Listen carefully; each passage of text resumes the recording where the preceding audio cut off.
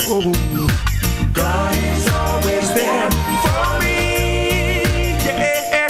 Through the sunshine or through the rain, through the pleasure or through the pain, God is always there for me. So I met this old man. He was so poor, didn't hold no bed, so we slept on the floor. He's always smiling, never heard him complain. He said I've proven God again and again. So no matter what the circumstances may be, God is always there for me, yeah. Through the sunshine or through the rain, through the pleasure or through the pain, God is always there for me. No matter what the circumstances may be, yeah, God is always there for me, yeah.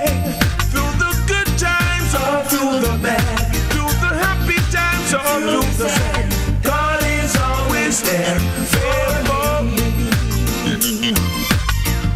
The landlord wears the rent, school fee due, partner to our bonds, and the youth them need you. Friends all ask me what I'm gonna do. I smile and tell them that God will see me through. So no matter what the circumstances may be, yeah, God is always there for me, yeah. Through the sunshine or through the rain, through the pleasure or through the pain, God is always there for me. So no matter what the circumstances may be, God is always there for me, yeah. Through the good times or through the bad, through the happy times or through the sad, God is always there for me. I met this old man. He was so poor, he didn't hold no bed, so we slept on the floor. He's always smiling, I never heard him complain. He said I've proven God again and again. So no matter what the circumstances may be, God is always there for me, yeah. Through the sunshine or through the rain, through the pleasure or through the pain, God is always there for me. No matter what the circumstances may be, no, God is always there for me, yeah. Through the good times or through the bad, through the happy times or through the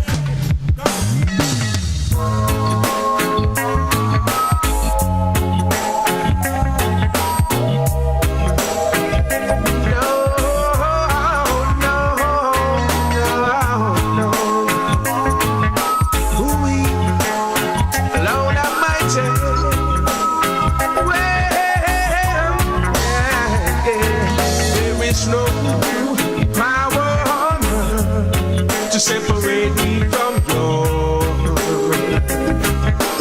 love, my Jesus.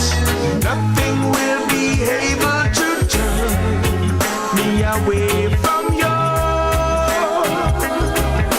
I love you, Father. Anyhow, the afflictions of the righteous, the hearts of men getting more and more vicious. Brutality is on the increase. Tell me, when the love of God sees no power on earth to separate me from your love, my Jesus, nothing will be able to turn me away from you.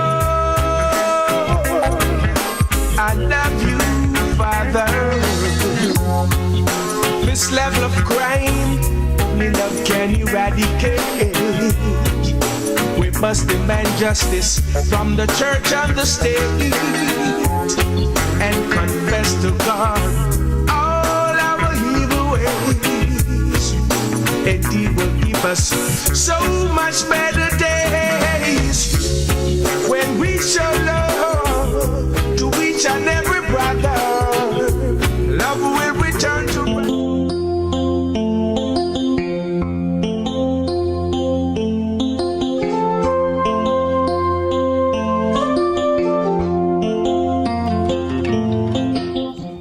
Yes, good afternoon to all my listeners and viewers. Welcome to Rebel Radio Friday. Yes, and now we have seen where the government is ready now. Cabinet ministers, members of parliament, senators, ministers of state and parliamentary secretaries have all been sworn in, and it's a big slate.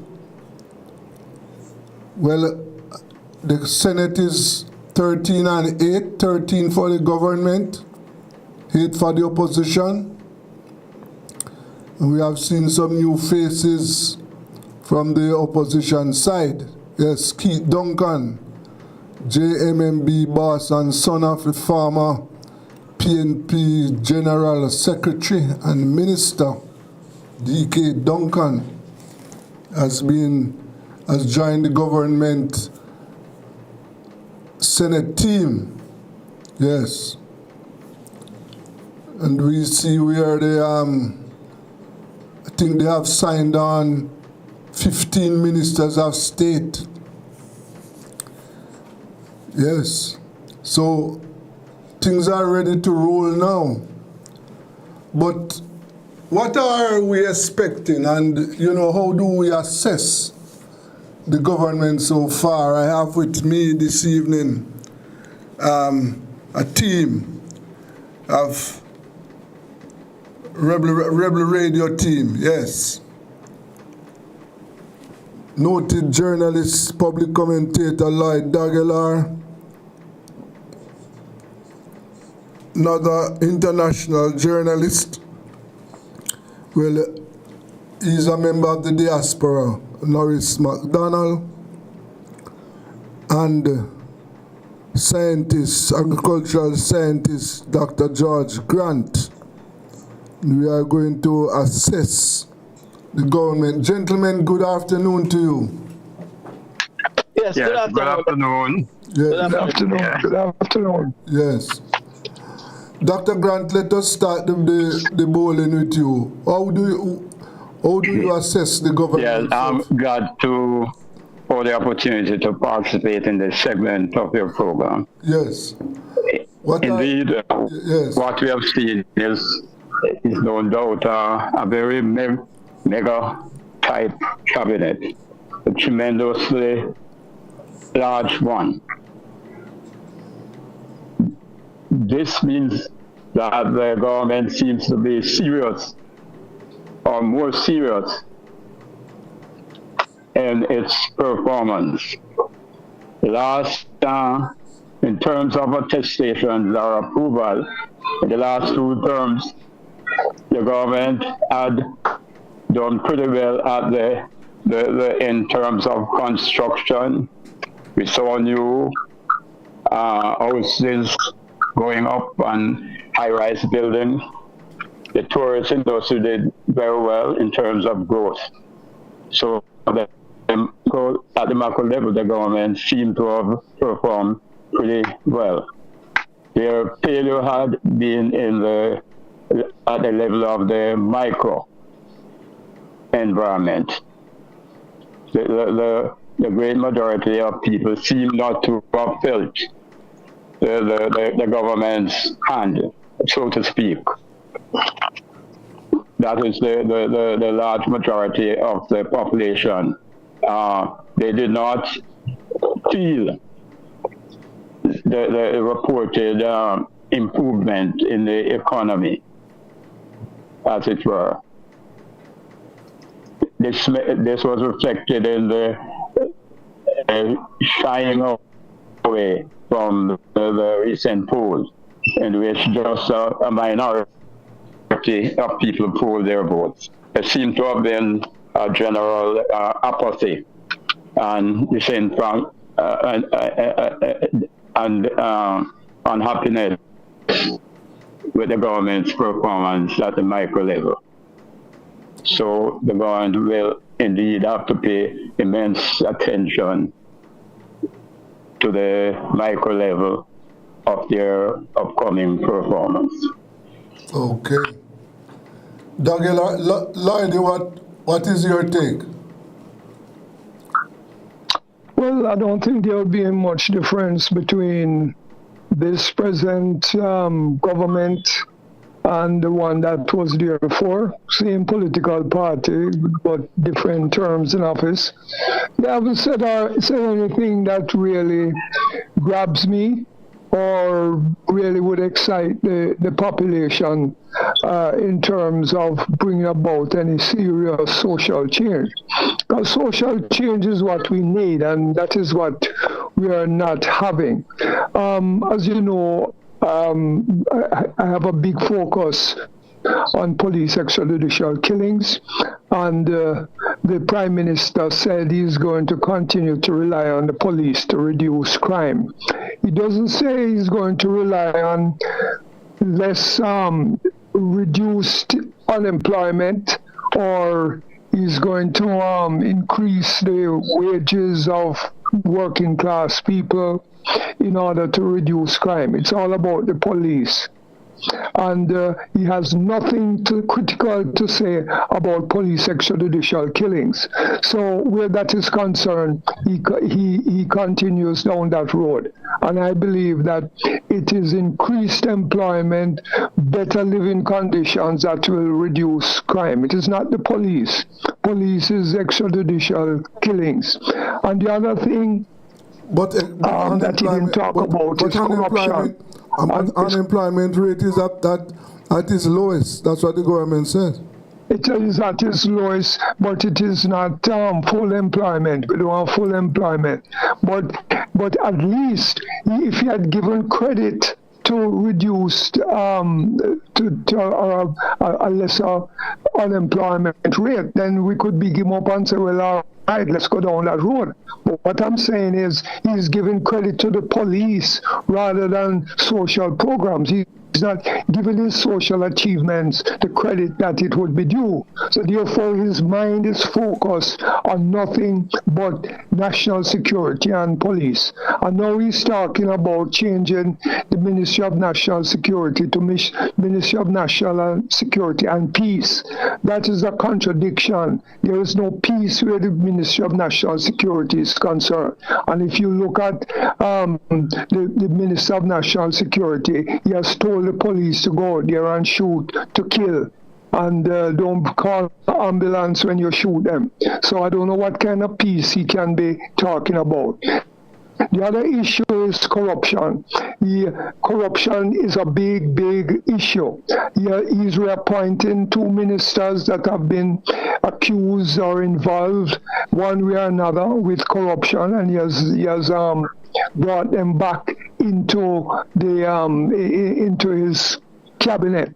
And he's talking about the necessity to define the role of MP, of ministers, and that there must be accountability and all that kind of stuff, productivity and integrity. But we believe that corruption is so deep, there needs to be a commission of inquiry into corruption. That is the only way that we are going to bring the facts to the people. You have 2 ministers, now Ministers Wheatley and Robert Montague. We would need to put them in a public space and question them and ask them questions, because they know how to exploit the legal system and protect themselves. The same thing applies to the Prime Minister. The Prime Minister was accused by the Integrity Commission of illicit enrichment, and as far as we know, they are still investigating, and he has taken them before the courts, and this matter will drag out. So the Prime Minister himself, the spotlight is on him, and there are other ministers and of his government who Integrity Commission has been investigating, and we don't know who they are. They won't tell us no details and all that kind of stuff. So as far as I'm concerned, those are two big issues that need to be addressed. And the Prime Minister has given no indication that corruption is on the top of the agenda where that is concerned. The Transparency International says that over $700 million is swiped away each year by the political directorate and the state functionaries every year, and that's a lot of money, and that money needs to be invested in social services such as education. And once again, they talk about transform education in order to bring about economic growth, but we don't hear no details about how you're going to transform education, because I still maintain that the only way you're going to transform education is to have free education. Nobody's talking about that. Michael Manley introduced free education in the 1970s. When Siaga came to power, he got rid of it. And when the PNP came after Siaga, they also continued along that path. But that is an issue that needs to be addressed. And maybe they're not addressing it because corruption is swiping all the money away. So we need to have dialogue. We need to have transparency about this thing. And so they're trying to make us feel good that, yes, we're going to, tourism, for example, they're saying that we need immense growth in tourism, so that a little drop in the bucket would come into the pockets of the Jamaican people, right? But they want to do what they can for tourism. No problem in having a growth. But what can you guarantee about what is going to be the benefit to the people? So those are some of the issues that I see. And then the other issue now, and they're talking about, well, the Prime Minister is reaching out to the opposition and say, well, all right, let's cooperate. Let's bring about the republic that we've been talking about. And he got rid of Marlene Malahoo Fort. I don't know if he was not happy with the way in which he handled this matter, but he got rid of her, and that is now part of the Minister of Justice Chang, who will be who will be responsible for that. But let me say that there is no difference between a corrupt monarchy and a corrupt republic. So what difference does it make? It's all politics, that the two political parties will now say, well, boy, we have to bring about republic, and we're going to get rid of colonialism. That is all public relations stuff that has nothing to do with a serious transformation of the Jamaican situation. Right? Whether you have a corrupt monarch or a corrupt president, it makes absolutely no difference. So as far as I'm seeing, this is all politics and public relations, and we the people have to now stand up and say, boy, we want free education, we want free health care, we want to give land for the landless, and these are still some of the main issues that must be discussed, and we have to end police extrajudicial killings as a policy of state. Okay, hold it there, we're going to take a break. Gentlemen, just hold it there for me. We are on Rebel Radio. Let's go for a break.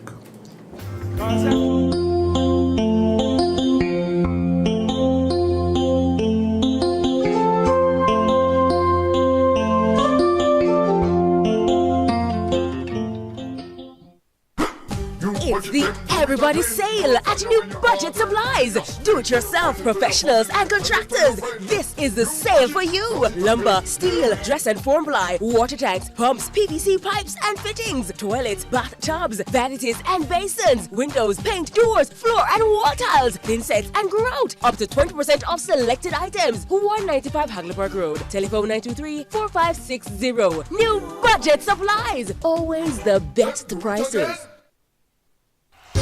Tools, Hardware and Supplies is turning up big with this summer with their super saving summer sale. Prices are slashed on everything you need to fix up your home. Beautiful tiles, sleek doors, top quality windows, modern sanitary ware, exclusive flooring and more. At Tools, Hardware and Supplies, we have you covered for the summer. So come visit us at 279 Spanish Town Road, 4 South Camp Road, 8 Red Hills Road, or online at toolsja.com. Tools! The Lion King of Hard Hills.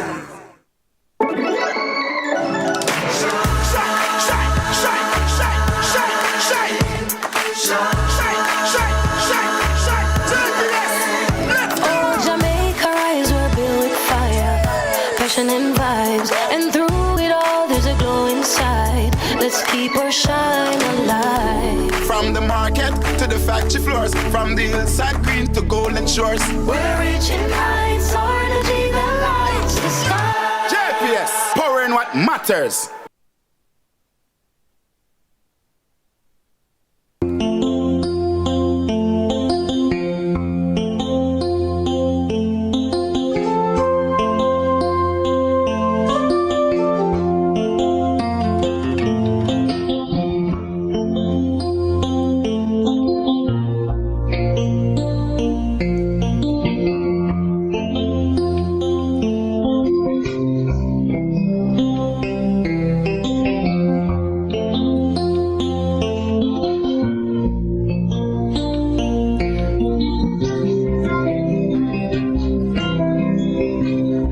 Yes, welcome back to Rebel Radio, and we are assessing the new administration.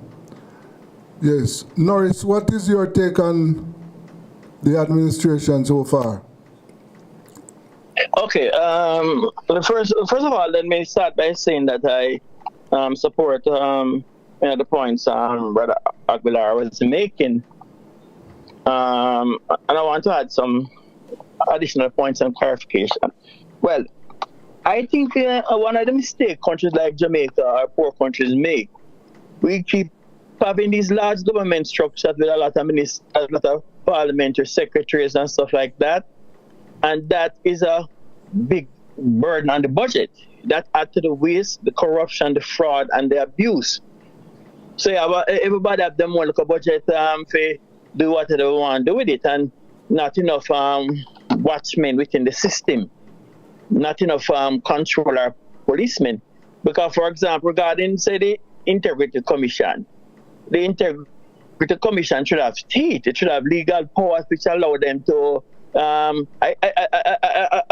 understand the idea about Commission of Inquiry, but think in a modern sense. Since we have an institution like the Integrity Commission, we want it have teeth, so we don't have to bother go before a judge to have that inquiry. So that's just a point number one. The question of cutting the size of government, right? So you have more funds available to spend on the poor people. And the other thing now, they can't vote all they want. It's not like you're going to plant, they say you can't plant ackee. I expect to get banana on top of the tree. What is happening now in terms of the economy is this. Tourism has been on the decline for a considerable long period of time. And the way the world economic outlook looks, it's going to get worse. For example, Florida is having a significant decline in tourism where the snowbirders are not coming. We have, because of the immigration policies of the Trump administration, we have people who land here with visas and are turned back, putting in from Australian police, putting handcuffs and back home. So the decline in income in America is having a significant income decline, which is going to affect people's ability to say fly, come to Jamaica itself and spend money, right? So therefore, the planning on increase in income from tourism, which already was in decline over the last couple of years, is bad policy. That's number one. Number two, when you have a situation like, for example, the leakage, my brother talk about the $700 million for corruption. You had to that now, for example, $1 billion which goes toward debt payment. You add to that the food bill, and next $1 billion. You're talking almost $3 billion in leakage from the economy, right? So that you can plan growth all you want, right?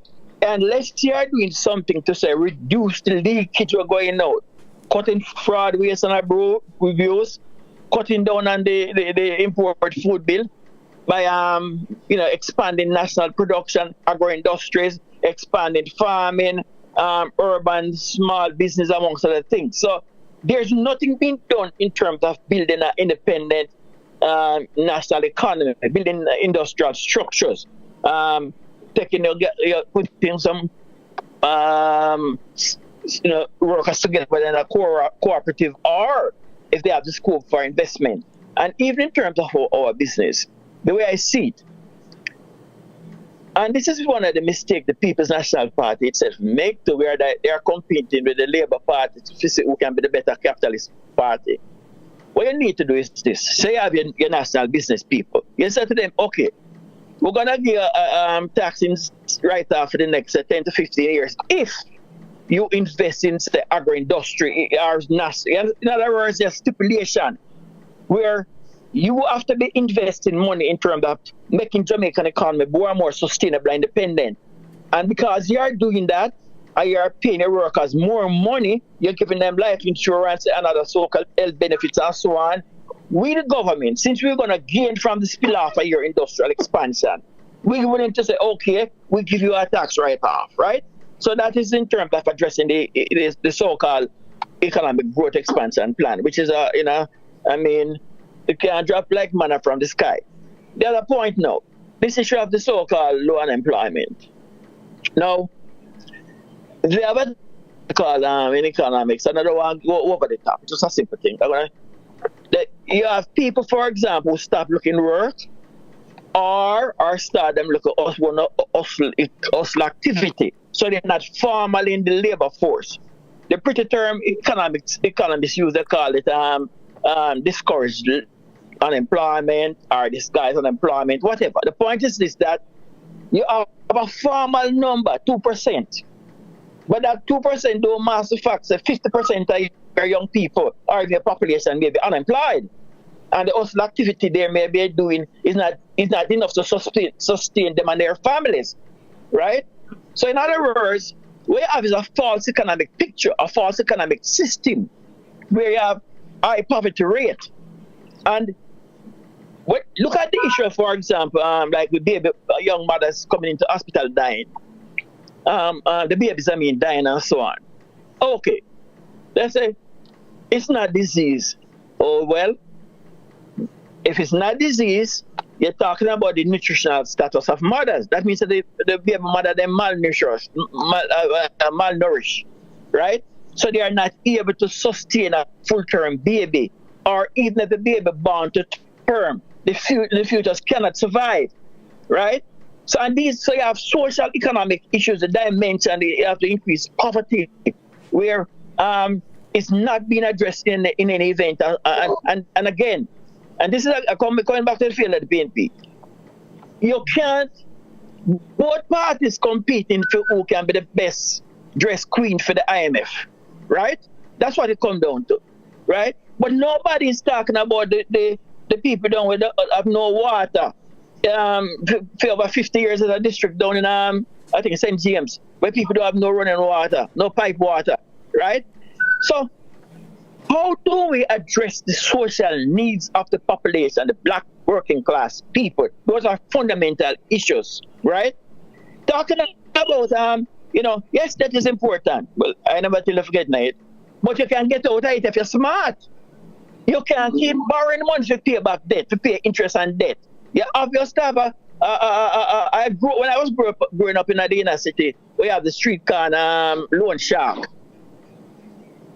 The IMF operates just like a street corner loan shark, and we, the government, the government, the interest we're paying to the loan shark coming from our denying the Jamaican people social benefits, denying them health education benefit and so on, worsening their nutritional status in terms of hunger, poverty, pauperization. Wages kept down, artificial kept down for years. People can barely buy anything at all just to survive or take care of their family. So it's nice, and I'm a patriot. I believe in whether it's labor right or PNP, I want my country to succeed. But show me how you're going to succeed in practical terms, because the same failed policies have been coming from the government went to the IMF 1977 under Manley. 50 years. Are you telling me, say, for the next 50 or 100 years we're going to stay under the IMF? One more point. The government budget, they had a shortfall in the budget, which was not talked about. Right? So you're already starting with a budget which had a shortfall in it. So therefore, you say you're not going to borrow money, but remember that you have to go plug that hole. Are you going to get it from taxes? So these are just some issues where I see which don't make no sense either in terms of the logic of the economic policy, the logic of the direction of the country, and how the black poor people and the middle class can benefit with them highlight bill and them, banga belly way the society creates. Yes, gentlemen, Yeah. just hold it there for me. Let me try, just 1 second, just hold it. Let me try and get Professor Floyd Morrison for him to join us. Let me try and get him.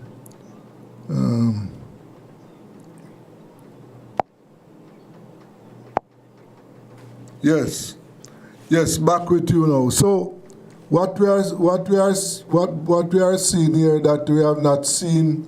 It is very early days, but we have not seen any new ideas from the government, and it would appear as if our expectations of the new administration, is not high. Is that so, Dr. Grant? Yeah, certainly so. Both Mr. McDonald and Mr. Diagler has mentioned several areas of disconnect. And let me mention a few more. The huge amount or number of houseless and landless people has never been solidly addressed, right? And it's calling out for improvement. Mm-hmm. How can the people watch high-rise buildings going up and they are not participants, right? They are not seeking to be placed in high-rise buildings. They need their own lots to build their small homes where they can be satisfied and live happy with their family. So land must be offered to the people. The government has large acreages of land, wasting, idling, and yet the people have no land, so they could do their self-supporting housing scheme with government help to start their own little living quarters, but that has not been forthcoming, right? You see another area here, the tourism sector, which has grown somehow, has not connected with the local farmers, right? All the stuff the tourism ministry uses or utilizes are foreign imported stuff. The farmers have been left out of the circle, right? So they are out there, hence poverty alleviation is way behind in terms of what should have been done to improve poverty alleviation amongst the rural farmers and the coastal area fishermen. They are left out in the cold, right? So the government will have to spend this current 5 years improving the lot of the struggling masses. Everything that has been done so far seems to be to the improvement or for the improvement of the well-to-do. Yes. while the poor struggling masses have been left out in the cold. Yeah. Let me just add a few things to that. Let us just be frank. We need land for the landless. We have thousands and thousands of acres of land that is owned by big farmers, sugar estates, former sugar estates, and the government. You have thousands of people who don't have no land, and if you go and get a piece of land, them say you capture the land, and they have the power and the right to come and bulldoze what you have done and drive you off the land and lock you up and all that kind of stuff. We need land for the landless. And while the two political parties were debating leading up to the election, one was saying, well, it takes 60 years before you can claim the land if you're living on the land. But we're going to reduce it to 20 years. Can you imagine that? That is so ridiculous. And this government is now talking of they are appointing one of the new ministers to look about land. But let us be very frank. We need land for the landless. And as what was being said, if we're going to improve our agriculture and import less agriculture, then we have to give land to the people to plant and to produce and so on and so forth. That that issue needs to be addressed. And let me just say another point that was raised about the Integrity Commission. Yes, it would be good if the Integrity Commission was really and had integrity, was independent, but it is not an independent body. It is compromised, and the government knows how to deal with the Integrity Commission and get away with all kind of stuff. So that is why we need a commission of inquiry, because even a commission of inquiry is going to call Integrity Commission leaders, managers to the platform to ask them questions as to what you know, why you never let the public know, and what do you know that is going on behind the scenes where corruption is concerned. So those are some of the issues that we need to talk about, and we are not talking about them. And the opposition, PNP, is not going to challenge the present government, because they are also corrupt, they are also deficient, and they don't have any people solution to the problems. So we the people, we have to continue to organize ourselves. We have to continue to educate ourselves. We have to be willing and prepared to go out on the streets and send a message to the government, to the two political parties, that we're not going to put up with corruption. We have to do something about poverty. We have to improve employment, and so on and so forth. So on a program like this, Rebel Radio, it is good that we are having this kind of discussion that will educate people and let the people know that, we can't just relax and wait to see what the government is going to do. We have to put pressure on the government from the very beginning to bring about a people's program. We need that. So what? Yes, Norris? Okay, yeah, let me just, they have dumbed down the nation, literally manipulate the people over the issue of land. And if you all remember the Sites and Service Program under Tony Spalding, right? Yes. There are certain amendments to the law which was done then, and it can be strengthened. A lot of the people who used to live in the inner city, in the ghetto, as I call it, they never really owned their land per se, right? And one of the things with the minister of housing have powers within the law, and also the Minister of Agriculture, right? Where, for example, the power to acquire land, right, is a vested power and authority, right? And I'm saying that this thing of waiting 60 years and 20 years is foolishness. I was a public servant in that time, working along with the government and so on. And lot of even Landilo Estate was owned by a large families, the Flynn Estate in Portland, right? And the people, went on the land, repossessed or whatever, so, and then the government acquired the land, and now you have people, working class, middle class people, live like on Landilo Estate. So the thing about it's just to pull a wool over our eye talking those type of foolishness. It can be done. It can be done. They can say, for example, look at the issue of homelessness and poverty, the issue of the landlessness of people, right? And the government, just like how they take the beach land from the fisherman and give it to the big man, them and so on, sell it to them or whatever, so on. You can have the reverse process. But they are lying to the people, and then the PNP itself has become literally emasculated. It's not the voice of the masses no more. Let me just say it. They have said it, right? The PNP is not speaking effectively and forcefully on the issue of poor people.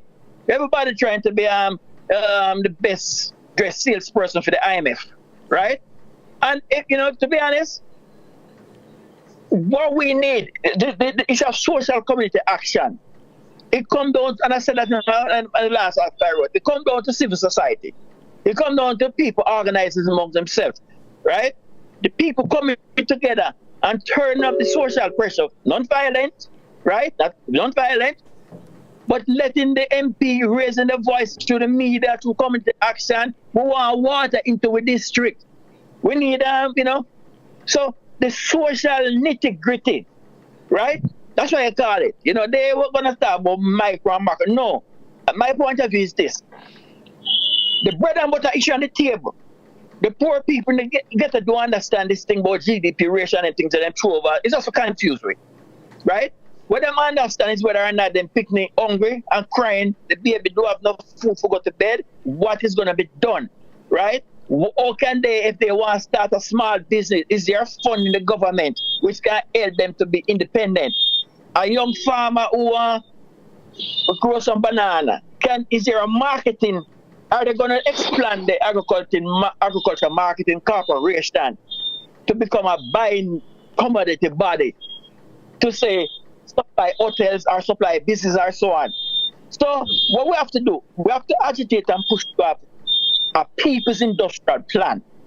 We want community action to push the government and to put fire under the PNP. The PNP, for example, was the leader of the national movement coming out of the 1930s, right? Mm-hmm. The PNP right now is a face for the IMF and the system. Mm-hmm. So, and we can't talk about getting a new political party. So therefore, maybe we just have to work with the way up. So committee action going to address that. Yes. All right. Each of you, 2 minutes to say what should be the government priorities. Start with you, Dr. Grant. Okay. Yes, I believe that the first order of the day should be policy and movement to transfer land to the landless, right? Okay. The government has all the authority and available land, count lands. It's the government that is in charge. And besides that, it has the law of eminent domain, wherein it can acquire private sector lands that are idle and they're doing anything. Mm-hmm. If the people can get land on their oaths and people, culturalists can work the land they get, it will bring Jamaica a far way on the road of progress, economic progress. Okay. Lloyd, 2 minutes. What should be the government's priority? Well, I support land for the landless. I believe that we need free education. I believe that we need free health care. I believe that we need to end the policy of police extrajudicial killings. And, sometimes you say you want free education, you want free health care, and people will say, well, how are you going to finance it? Well, let me say something. The two political parties are in solid agreement that the past 8 years, the rich businessmen have not been taxed. They're trying to equate working class people with the rich people and saying, boy, we haven't taxed anybody for the past 8 years. Nonsense. I agree, we should be taxing the working class people. But the people who are making billions and billions of dollars should be taxed, increase taxes on them, and so that we can use it to finance social programs. That is absolutely necessary, and they're trying to tap themselves on the shoulder. Because why are they doing that? Because when they run their campaign, the millions that they spend to campaign is given to them by the private sector, and there's a quid pro quo between giving them money to campaign and not taxing them. So we need to look at that, and I think corruption is behind that as well. Okay. Norris? I agree. Yeah, okay, quickly. Land and housing for the masses. Now, the government say, Prime Minister only said the housing trust is not a biggie bank. But in taking the people money, we're saving the housing trust and paying the IMF. What you want is that policy must end.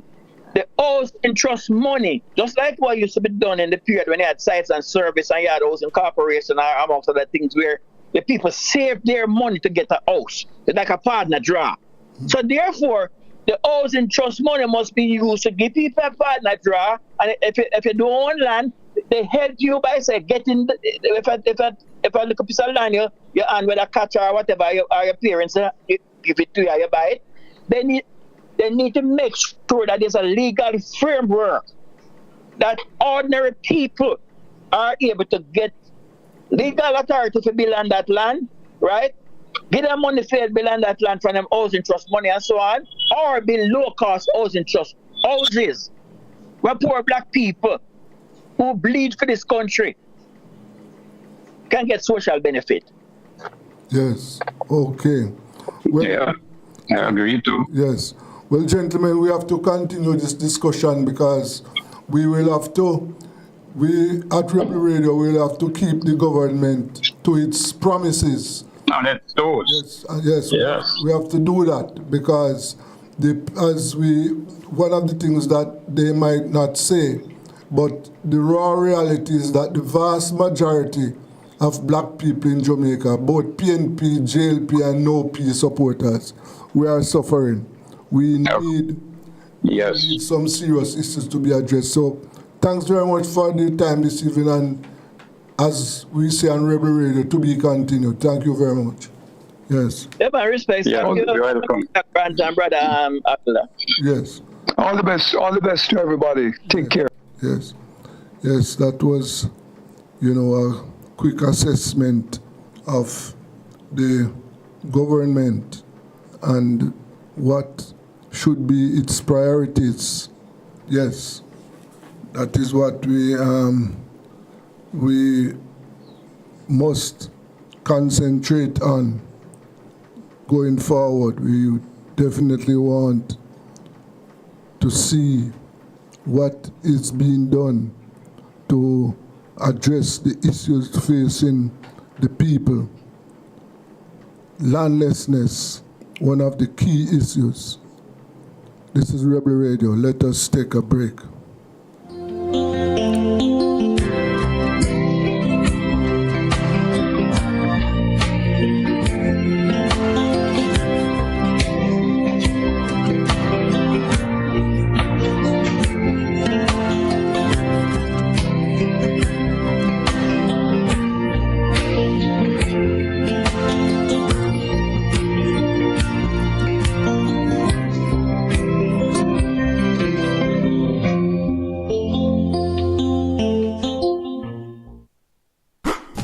It's the Everybody Sale at New Budget Supplies. Do-it-yourself professionals and contractors. This is the sale for you. Lumber, steel, dress and form ply, water tanks, pumps, PVC pipes and fittings, toilets, bathtubs, vanities and basins, windows, paint, doors, floor and wall tiles, thin sets and grout. Up to 20% off selected items. 195 Hagleyburg Road. Telephone 923-4560. New Budget Supplies. Always the best prices. Tools, hardware, and supplies is turning up big heat this summer with their super saving summer sale. Prices are slashed on everything you need to fix up your home. Beautiful tiles, sleek doors, top quality windows, modern sanitary ware, exclusive flooring, and more. At Tools, hardware, and supplies, we have you covered for the summer. So come visit us at 279 Spanish Town Road, 4 South Camp Road, 8 Red Hills Road, or online at toolsja.com. Tools! The Lion King of Hardware.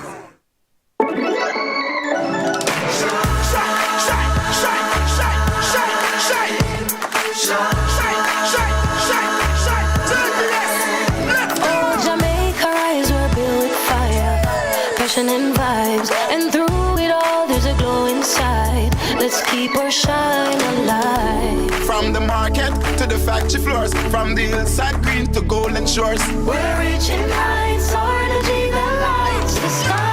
JPS, powering what matters.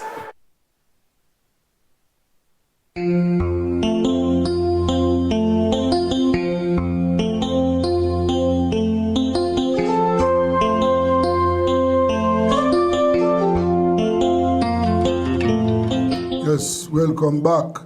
And we are going to shift our focus now and go over to Gaza. Yes, as you know,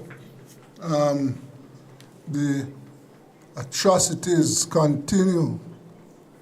And we at Rebel Radio, we are very concerned about what is happening there. The people are being killed daily. And we are also focusing on what is happening to our brothers and sisters in Haiti.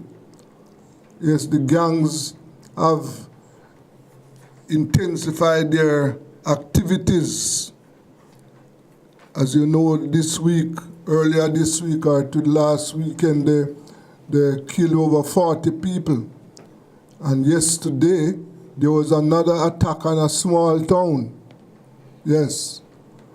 One person has been killed so far, a high school teacher, and several have been wounded.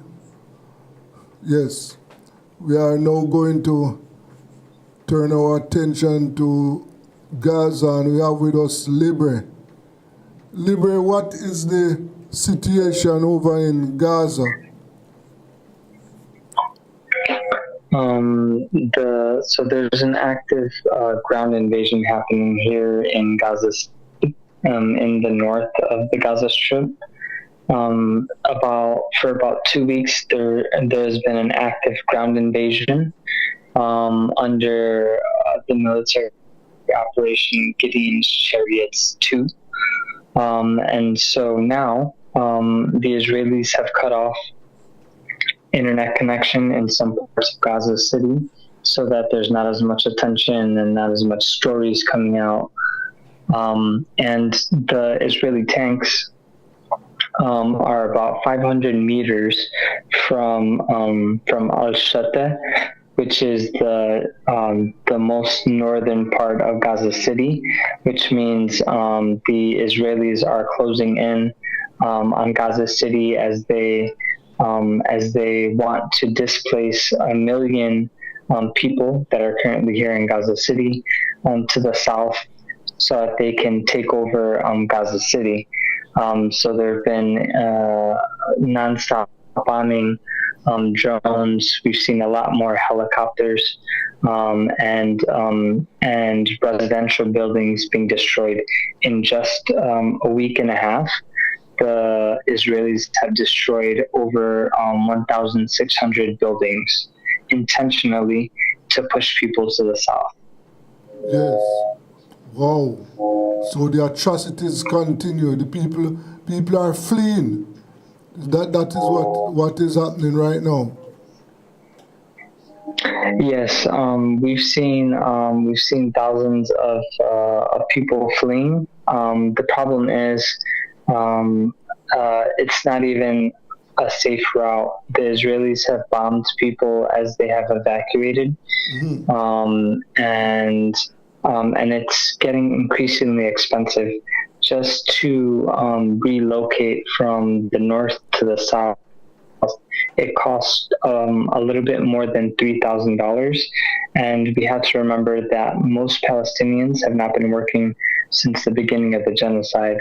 So people are evacuating on foot, walking 15 kilometers to an area called Al-Mawasi. And so the Israelis are trying to push everyone into this area and saying that it's safer. But just this week they bombed it, this is the area that they're telling them they can go to and it'll be safe. So the Israelis continue to lie, continue to displace people, but a lot of people are choosing to stay in the north because they don't know if they'll be able to come back if they are displaced once again. Okay. Yes, I can. Yes, so people are not moving and they are bombing. And tell me something. What is the situation with food and water? Are they allowing people to get food and water?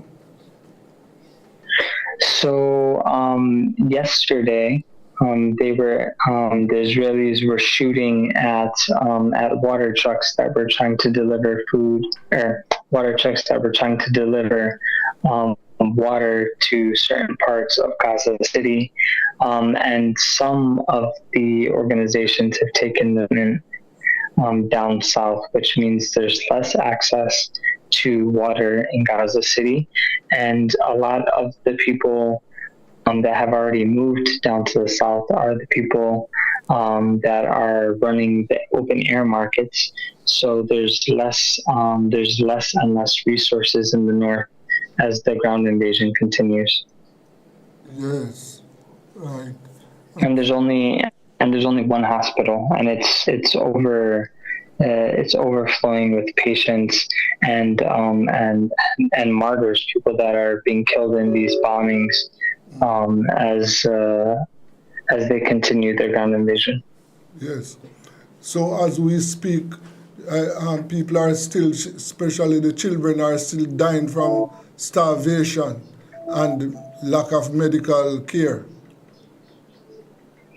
Yes, up till now, there have been a total of the number of people that have died from starvation has increased to 470.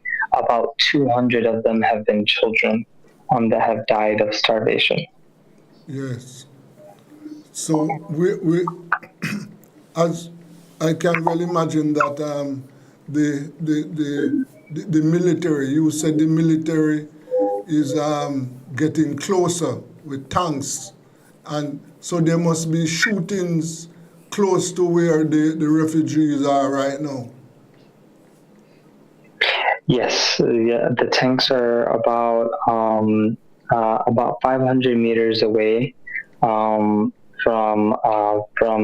Al-Shatta, but also there have been the ground forces have been spotted in Al-Saftawi, which is one of the neighborhoods here in Gaza City, and there's been some recent satellite images that show the places where the tanks are. So there's about 5 different spots throughout Gaza City where tanks have been sighted, which means there are on the ground forces of Israelis that are getting closer and closer to pushing Gazans more further south, because the goal is to take over the north, because Gaza City is the last city in the north, and if they're able to take it, that means there'll be 2 million Gazans in about 40 square kilometers, with no access to tents, little access to food, water, medicine, and only 2 hospitals. So the conditions continue to get worse, and we're about to go into winter. So, I mean, people are sleeping more and more. We're seeing more and more people displaced and sleeping on the streets because they've been displaced without any tents being let in. And where they are pushing the people down to the south, that that area is an undeveloped area. There are no housing units there. They have been completely destroyed. So what's left is rubble and the beach and the desert. And so it's not land that people are meant to live on. It's very dry, and it's not fit for humans to live on a consistent basis. But there's really no other option.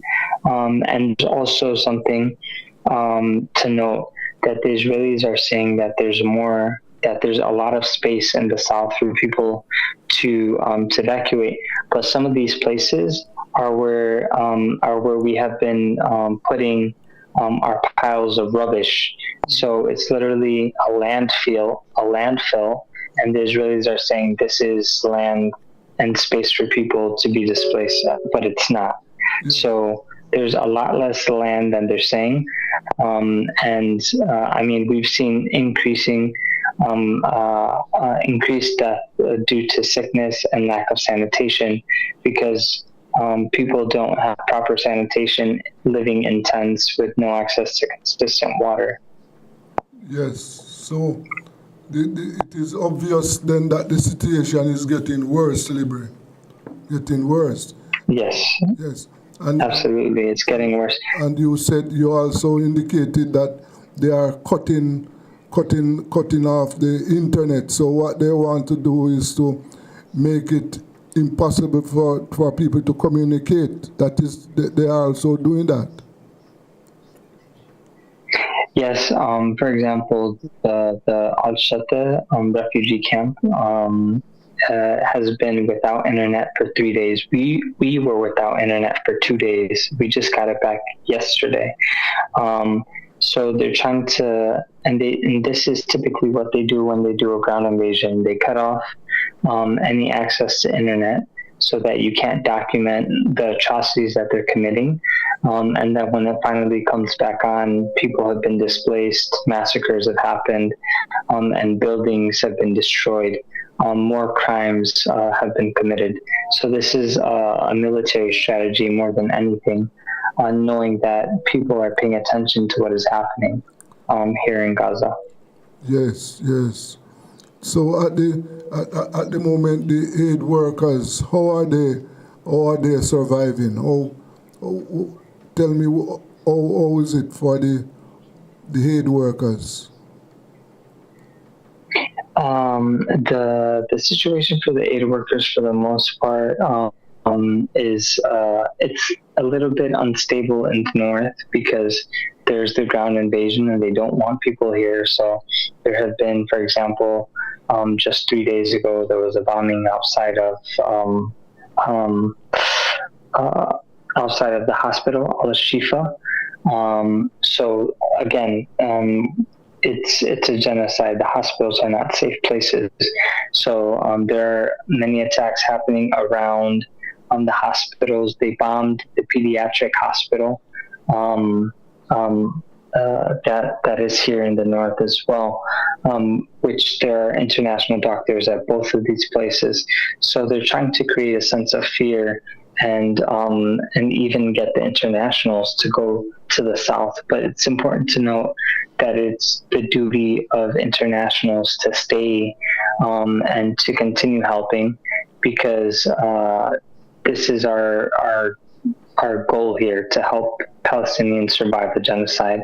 And if they're going to stay, then we should also stay in the north and help provide much needed services, because there is a huge increasing need for the services that are being provided with less access to resources now that many people have been displaced.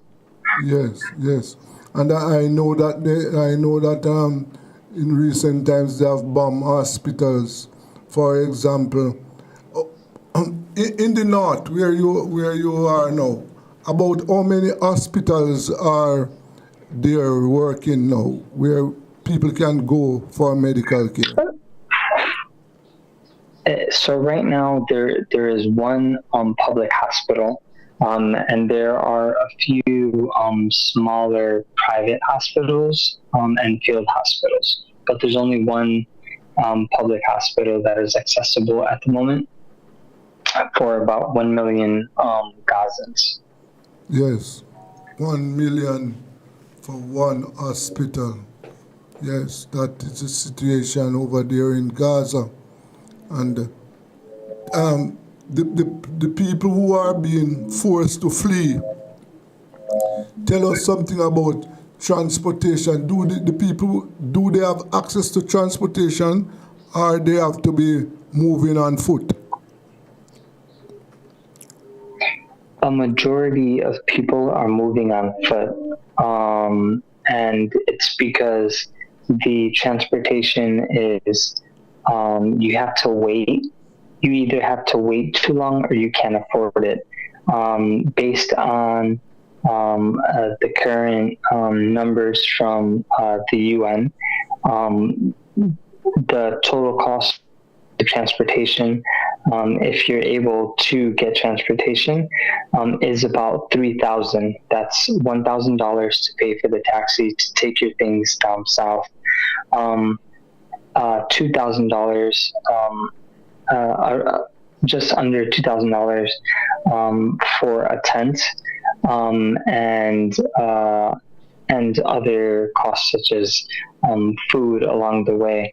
So it's unreasonable, and it continues to be an increasing issue that we're facing here, that even if you want to leave, you either can't afford it, or you refuse to leave because it's your right to stay here.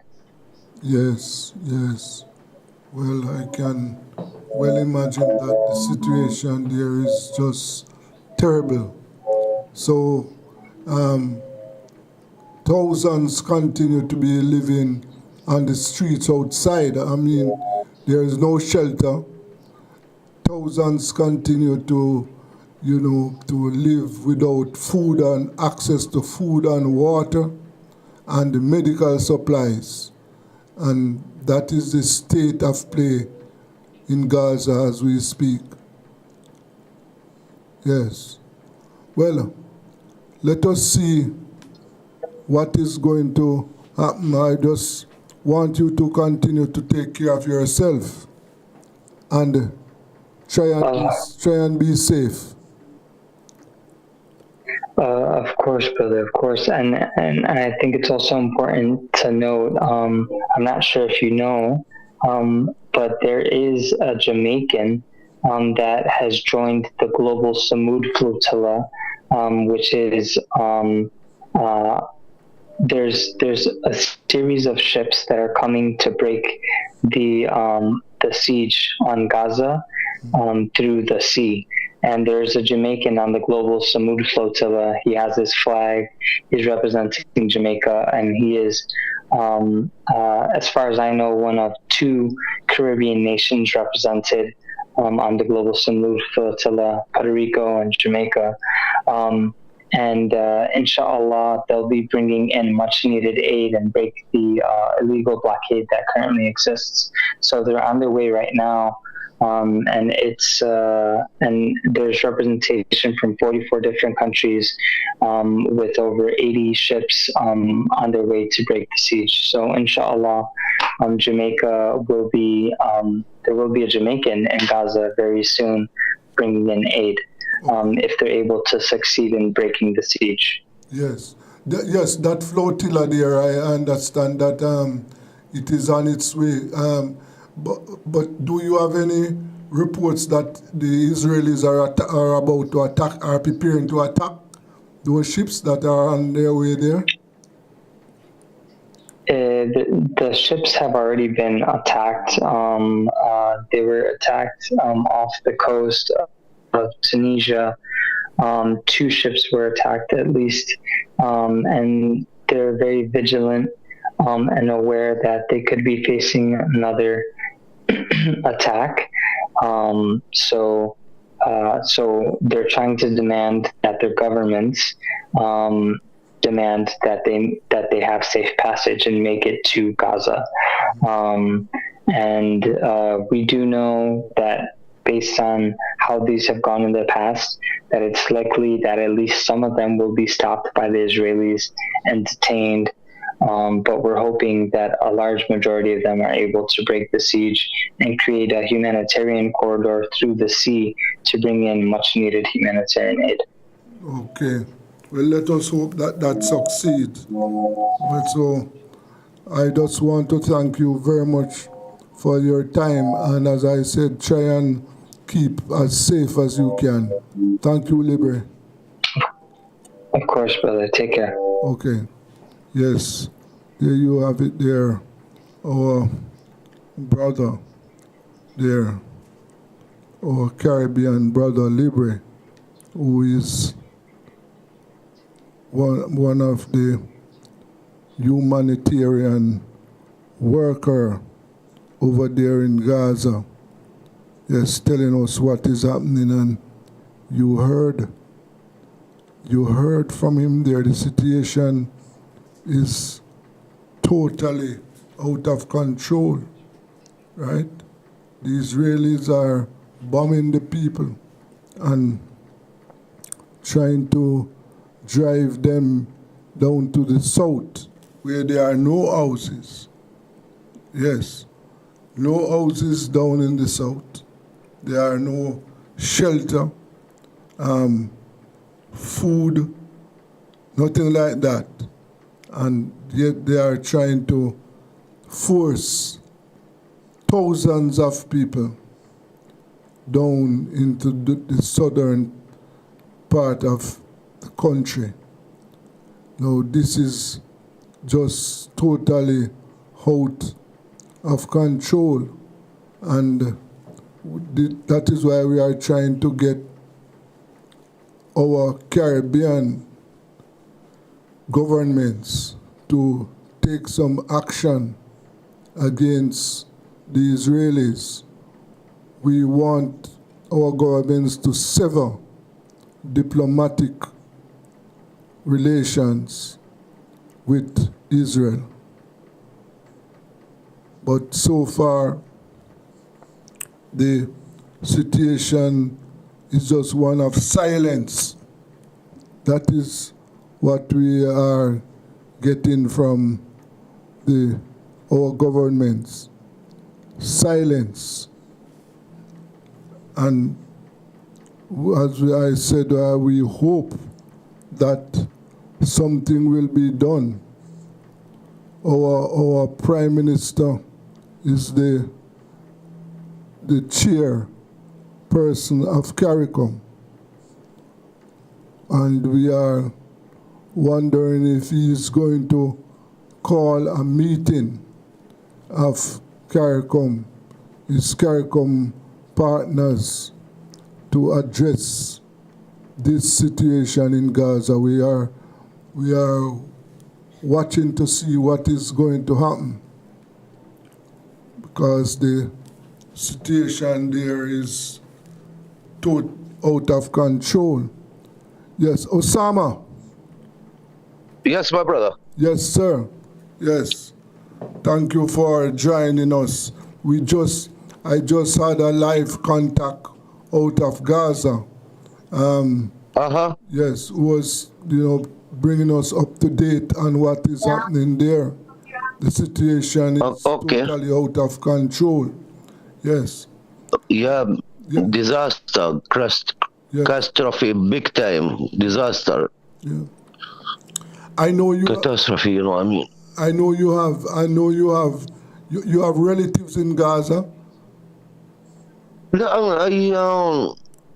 I had my brother, my nephew, and my, yeah, and some siblings, Yes. Mm-hmm. But they are still alive. Yeah. I give thanks to the Creator, Give thanks to God. Yes. I mean, but they've been suffering big time, moving from place to place, and all of them collecting one, like around 15, 20 family gathering in one apartment. If any if anyone fall on them, all of them gone. I mean, it's just like, God in them side. Yes. I mean, not everybody making it. So big thanks to the Creator. Yes, yes, yes. The situation is very terrible. I mean, everything's being devastated. I mean, they decimate the whole Gaza. I mean, the infrastructure, the hospitals, around 36 hospitals. A few hospitals is like they still operating, but the full over capacity. I mean, people, you will see the wounded people, injured people there in the ground. They treat them in the ground, in the corridor, in the walk side. Yes. I mean, sweet water is hard to find, hard to get. People, they are starving, they're not getting, they go and they line up, they have to walk a few kilometers, but I mean, walking 4, 5, 6 kilometers to get some aid, and after that they're getting killed. They shoot them, after they give them some. It's not everybody making it. Mm-hmm. Some every day on the why they call it, I mean, between the bracket humanitarian aid, it is set up, it's a death trap. They go getting aid and they kill them same times. Wow. Yes. Yeah. They kill them sometimes. You see doctors from America, from UK, from Switzerland, from France. The other day I was listening to one of the doctor. He's an American doctor. He been in Afghanistan. He been in Iraq. He been in Sudan. He said I never see this atrocity ever in my life. I mean, he said the amount of children they're being killed there, and they're being shot from sniper in the head, exactly. You understand? He said is horrible. He's been terrified. He said, I couldn't believe it. Now the around over 20,000 kids being killed there. Total of between and around 12,000 women. Around 4,000 old man, total of around 64,000. This is what we know, and what's been missing under the rubble is over 10 to 12,000. Yes. Yes, sir. So, I mean, is genocide going on there, ethnic cleansing and genocide? I mean, genocide, definition of genocide to destroy a people, society, community by large whole or by part, to destroy the university, school, hospital, the road being devastated big time, clinic, UN aid centers, even UN international aid people, medic people. The other day they killed 15 medic people and they buried them. They killed them and they put them in a mass grave. Yes. Yes. And they were in the car, in the ambulance. They have all the sign. They are medic, and they still killed them. They didn't mob them one time. It's over 4, 5, 6 times. It's just like the little girl. She was chopped in the car with her family. They kill all her family, and the people there to rescue her, they kill them same times, and they find the girl with 300 bullet in her body, 6 years old. Wow. But, 6 years old. Yes. Osama, one of the things that I observed, the reaction of the Arab countries, neighbors to this atrocity, they have been silent like the Western countries. Well, I mean, the regimes, the Arab regimes, I mean, the dictators, they are not reflecting what they are not reflecting what is it is the people feeling or what they want and what they aiming to, or these people they are there, they are dictators, so they have to be loyal to who help them to get this chair. They are loyal to who help them to who employ them. It's not they've been elected like in Jamaica or in some other country. They've been elected to get this position. They come in on the top of tank and get in there, or they are inherited from father to father, Yes, I want to father to son.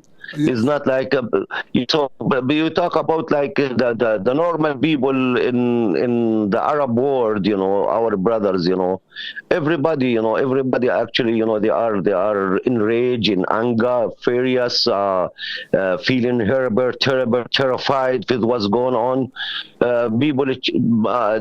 Some people protesting, demonstration, trying, but even people to go on the road and protest, they detain them.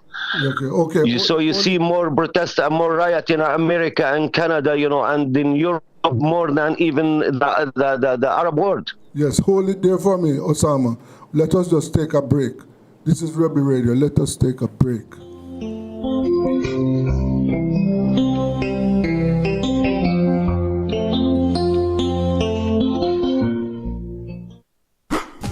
It's the Everybody Sale at New Budget Supplies. Do-it-yourself professionals and contractors. This is the sale for you. Lumber, steel, dress and form ply, water tanks, pumps, PVC pipes and fittings, toilets, bathtubs, vanities and basins, windows, paint, doors, floor and wall tiles, thin sets and grout. Up to 20% off selected items. 195 Hagleyburg Road. Telephone 923-4560. New Budget Supplies. Always the best prices.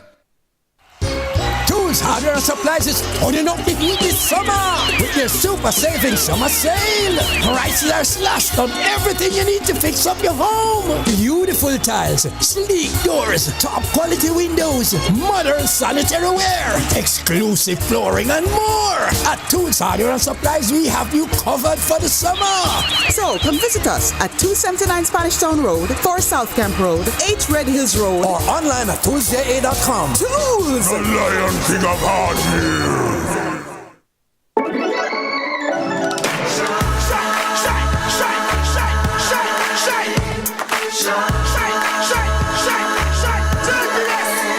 Oh, Jamaica rise, we're built with fire, passion and vibes, and through it all there's a glow inside. Let's keep our shine alive. From the market to the factory floors, from the hillside green to golden shores, we're reaching heights, our energy that lights the sky. JPS, power in what matters.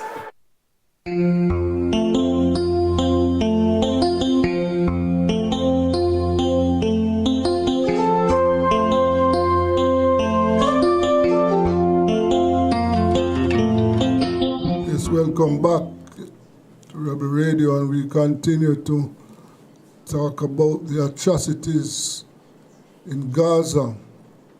And we are talking to Osama Ibrahim. So, Osama, when was the last time you spoke with your relatives in Gaza? Almost every day, we as we wake up, we call them, and several times in the day, because every time you hear about the strike, devastating, bombing, destroying towers or big buildings or whatever, you pick up the phone and you try to contact. Sometimes you get to talk to them, and sometimes you just keep worrying for hours or for days till you hear again from them.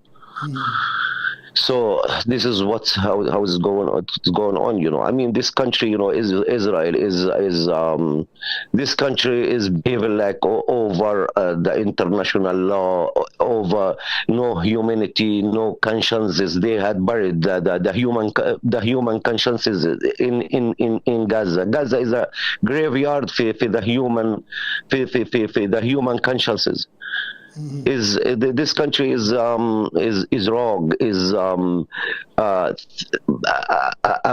bunch of fascists and Nazis. I mean, is just they are doing Holocaust in Gaza. They are doing Holocaust in Gaza with complicity with a lot of country, with America, with a lot of West country. They open all the warehouses for them, ammunition, with missiles, bombs, provide them with everything, fund them with money. They just want to wipe off. You know, Gaza is like an uninhabitable now, livable now. It's unlivable.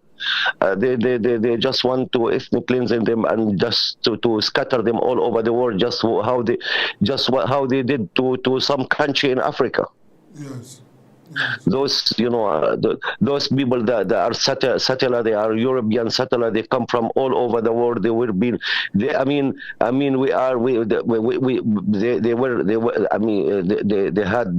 a hard time. They had what you call it, genocide in Europe. Palestinian, they had received them out of them good heart, right? They came with fees to Palestine, and when become enlarged and big groups, they had displaced Palestinian and committed perpetrated a genocide on them in 1948. Displaced like 750,000 that time and occupied 2/3 of Palestine. They came from all over Europe, from all over the world. You can look at them and see them. You know, they don't belong to that area. Yes. They don't belong to that area, and they just want to clean out all the Palestinian, which is they've been there for thousands and thousands of years. Yes. And you look at the same times at West Bank. West Bank is the same things. They are thieving the land. They are a lot of checkpoint detains now. You know, I mean, now they're talking about 40 or 50 hostage. They have 12,000 Palestinian hostage in Israeli prisons. Around half of them is children, and they detain them without no charges. No charges. Yes. Well, Osama, we have to continue talking about this matter. We have to keep them on the front line. I want to thank you very much for your time this evening. And you're welcome, my brother. Big respect, man. Big respect. And stay safe. Thank you. Thank you.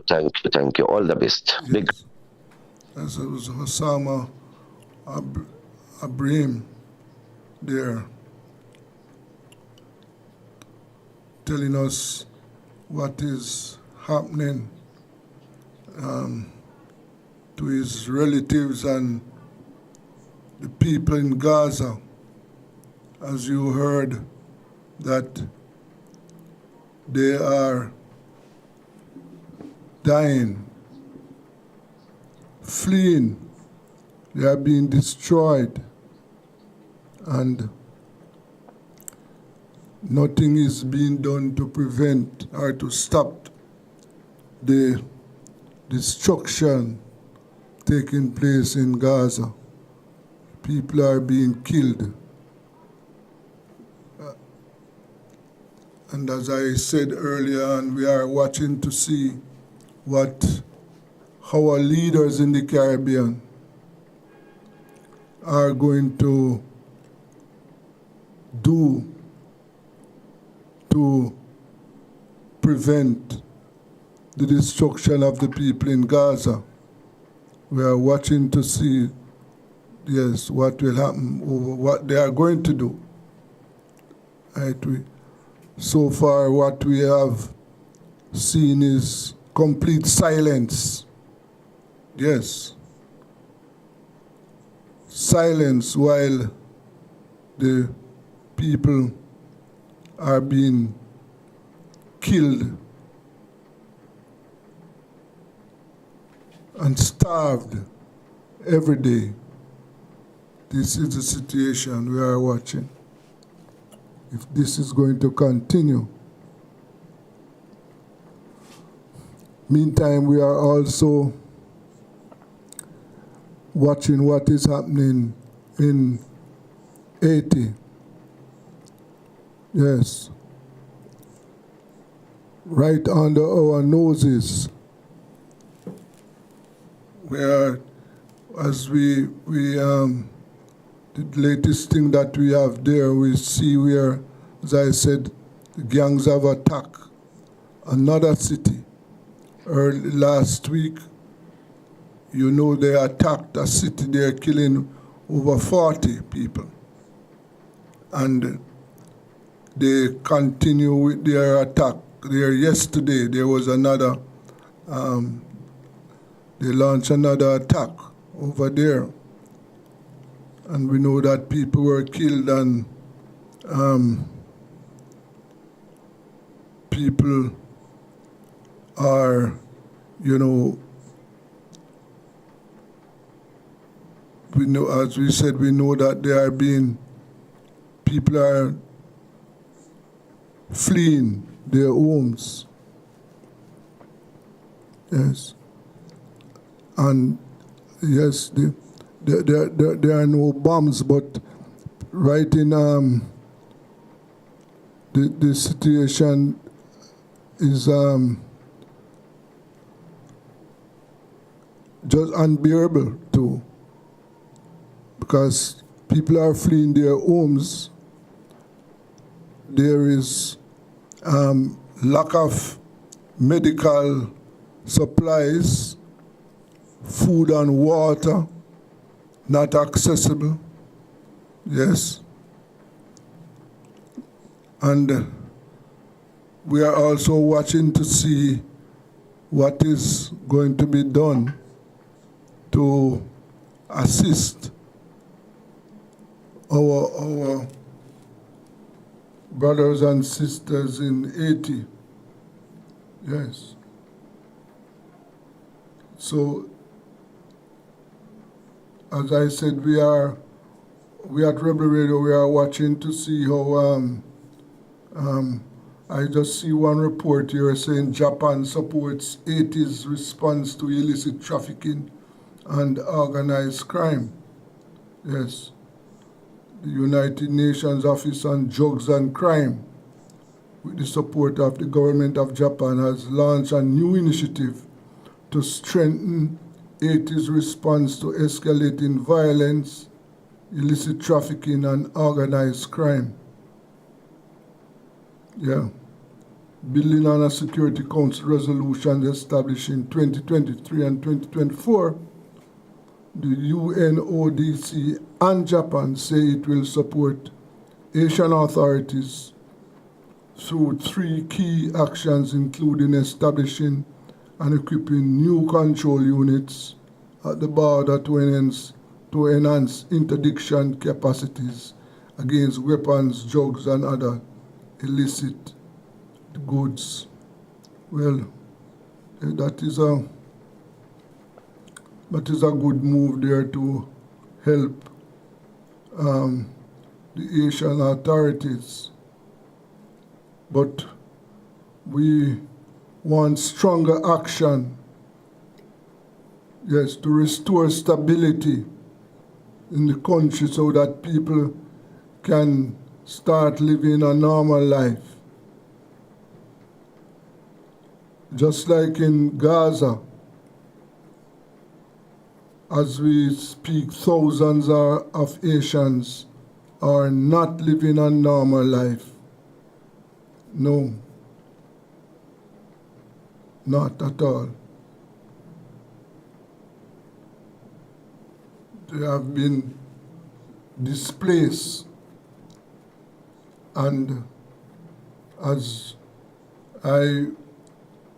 we have reported to you on this station, that the situation, you know, is of such where thousands can't access you just normal life. They just don't have access to that at all. Yes. Hospitals are not functioning. You know that the main hospital in Port-au-Prince has been out of use now for months. Yes. And people are having difficulties accessing water. Yes, that is another issue that they are faced with. They can't access water. They can't access food, medical supplies. You know, as I said, it is terrible. Yes, people, our Asian brothers and sisters, they are suffering, and we don't know what is going to be done in the short term to address the situation. Yes, we are watching to see what is going to be done. Yes, what our CARICOM partners are going to do to make life, you know, easier for our brothers and sisters in Haiti. Yes. We are also seeing another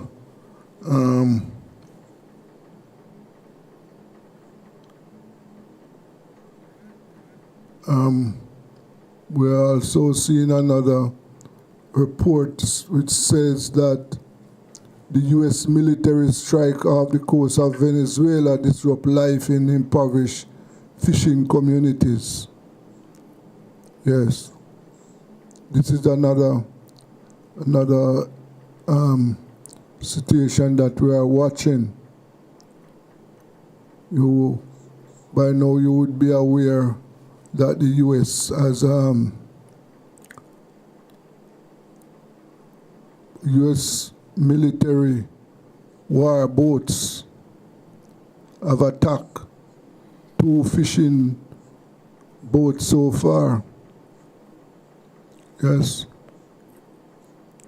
And they are saying on Venezuela's Paria Peninsula, an idyllic stretch of Caribbean coast, is an open secret that boats departing from its ports transport both drugs and fish. Yes. Residents claim not to know who owns the illegal cargo, but they can tell you business is doing well because people eat out, get their hair and nails done, and buy expensive meat. They also admit that none of this has happened since the U.S. military struck one of those boats earlier this month. Few details are known about the deadly September 2 strike on a boat the Trump administration claims departed Venezuela carrying drugs, and 11 members of the gang, fueling speculations. Fishermen in the peninsula told the Associated Press. they do not entirely blame those who enter the illegal trade as living off fishing alone in Venezuela today is to accept a life of poverty. Yes. Well, one of the things that we are looking at that the U.S. claims that those two boats were carrying drugs and gang leaders, but they have not provided us with the evidence so far, because what we are accustomed to is that these the Americans, as we know, they have been operating with Caribbean governments to intercept drug traffickers in the Caribbean. And what we know is that they are taken into custody, charged, and taken before a court. That is what we are accustomed to. We are not accustomed to a situation where they are bombed. And that is what is happening now. So we have a lot on our plate, as I said, to concentrate our efforts on. Yes, as I said, we have to be on our toes here to keep the government on its toes. And at the same time, we are watching to see what is happening in Gaza and also in our region. So, you know, we will keep you abreast of what is happening in these areas. But as I said before, that we need some action, yes, to put pressure on Israel to stop the killings here in Gaza. We need some action to clean up Haiti and, you know, stop the killings and displacement of people. So we'll try and keep you abreast of these situations. Let us take a break. This is Rebel Radio.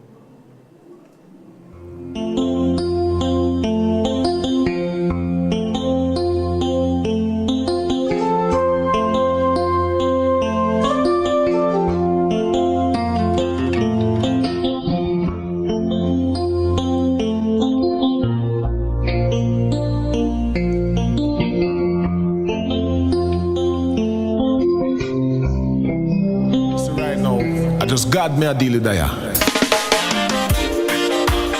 So what I want my friend George Looks? Why Richie Steven? With us there I give the almighty praises. And the best thing that, cause when I remember just where I am coming from to where I'm standing now, I fell to my knees in praise.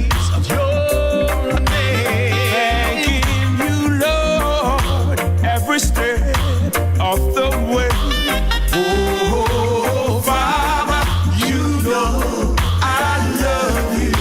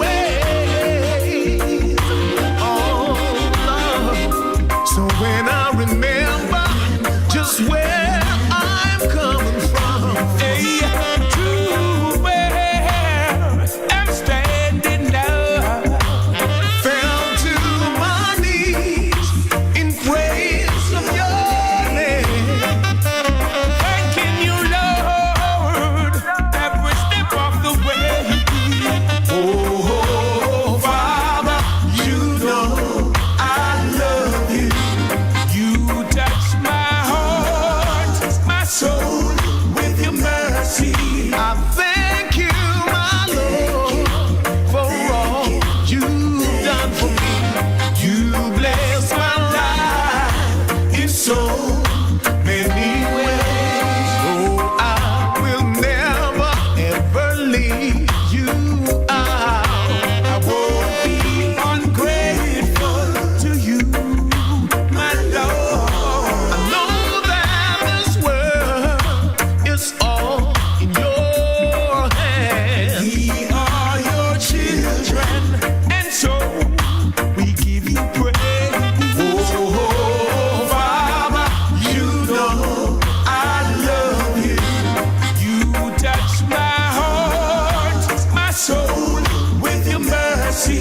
I thank you, my Lord, for all you've done for me. You bless my life in so many ways. I've had many tears and sorrows, questions for tomorrow. There's been time I didn't know right from wrong, but in every situation, God gave me consolation. That my trials come to make me strong. Through it all, I've learned to trust in Jesus. I've learned to trust in God. Through it all, I've learned to depend upon His words. I've been to lots of places, seen so many faces. There were times I felt so all alone, but in my lonely hours, those special hours, Jesus let me know that I am His own. Through it all, I've learned to trust in Jesus. I've learned to trust in God. Through it all, I've learned to depend upon His words. I thank God for the mountains, thank Him for the valleys, thank Him for the storms He brought me through. 'Cause if I didn't have problems, I wouldn't know that God could solve them. I wouldn't know what faith in God could do. Through it all, I've learned to trust in Jesus. I've learned to trust in God. Through it all, I've learned to depend upon His word. Yea, though I walk through the valley of the shadow of death, I'll fear no evil, for thou art with me, thy rod and thy staff that comfort me. Though the wicked will come upon me to eat up my flesh, they will stumble and fall. Through it. It's the Everybody Sale at New Budget Supplies. Do-it-yourself professionals and contractors. This is the sale for you. Lumber, steel, dress and form ply, water tanks, pumps, PVC pipes and fittings, toilets, bathtubs, vanities and basins, windows, paint, doors, floor and wall tiles, thin sets and grout. Up to 20% off selected items. 195 Hagleyburg Road. Telephone 923-4560. New Budget Supplies. Always the best prices. Tools, hardware, and supplies is turning up the heat this summer with their super saving summer sale. Prices are slashed on everything you need to fix up your home. Beautiful tiles, sleek doors, top quality windows, modern sanitary ware, exclusive flooring, and more. At Tools, hardware, and supplies, we have you covered for the summer. So come visit us at 279 Spanish Town Road, 4 South Camp Road, 8 Red Hills Road, or online at toolsja.com. Tools! The Lion King of Hardware.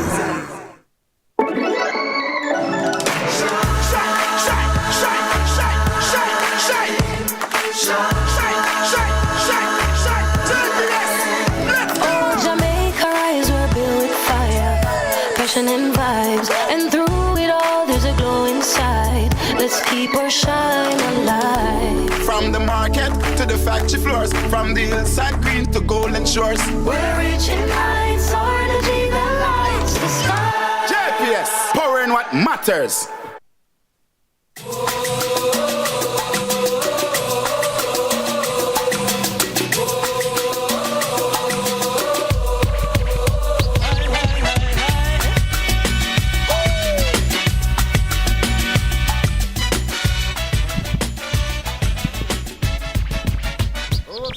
Welcome to the world of sports and entertainment. I'm your host, Kingsley J.J. McCullough.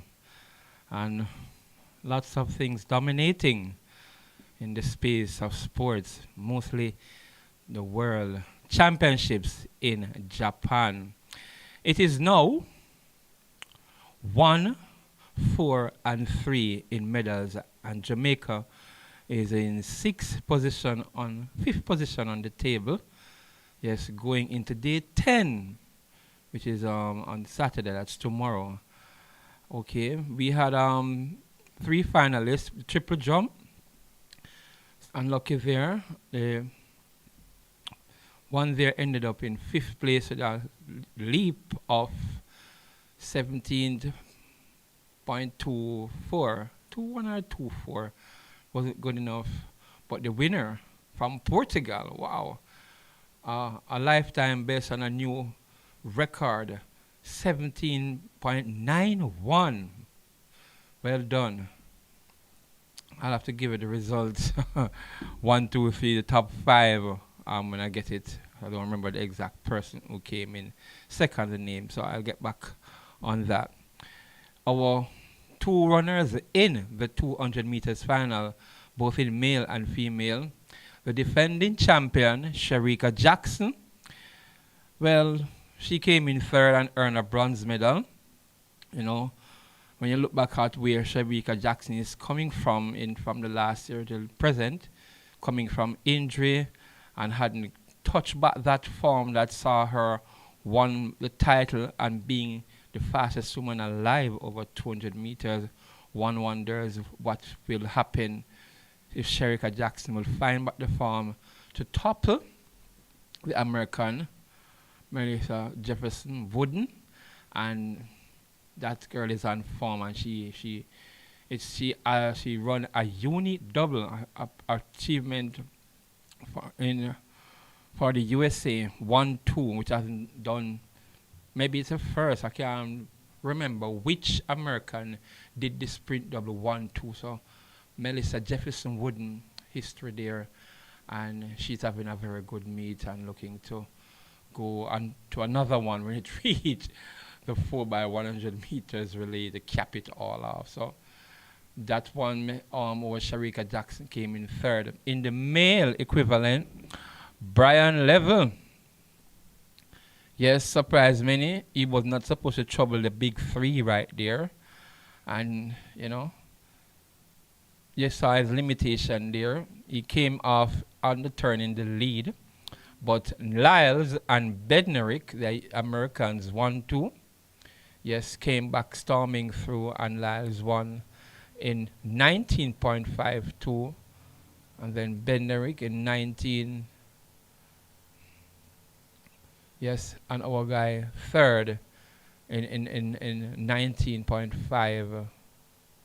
0.64 right there respectively. So it's something. It is his first championship. He's only 21 years old, and I know Brian Level will only be getting better from here on. Day 10, well, we have a few other events. We have the 800 meters. We don't know what shape our representatives are in, but you'll have to wait and see how the 800 meters go. Also, we'll have another event. No, we don't have anyone in the 800 meters for female. Natalia Gould Toppin, didn't make it to the final.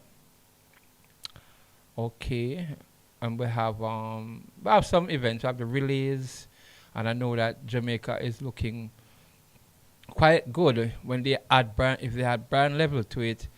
That 4x1 male team, they can mine gold there, but you still have to watch the USA Lyles Bednarik, you know. So the 4x1 for men is going to be a fight between the Jamaica and the USA.